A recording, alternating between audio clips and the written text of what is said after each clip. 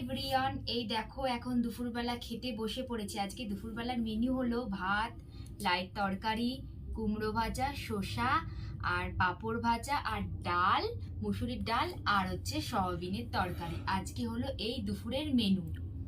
আর তোমাদের যদি ভালো লাগে তাহলে প্লিজ একটা লাইক, কমেন্ট আর শেয়ার করো, আর সাবস্ক্রাইব করতে ভুলো না। এই দেখো এখন দুপুরে খাওয়া দাওয়া করছি, কারণ আজকে হচ্ছে নিরামিষ হয়েছে। আজকে শনিবার বলে, তার জন্য আমরা শনিবারটা নিরামিষ খাই বলে, শনিবারটা আমরা নিরামিষ খাই, তার জন্যই আজকে নিরামিষ হয়েছে। দেখো এখন খাওয়া দাওয়া করছি।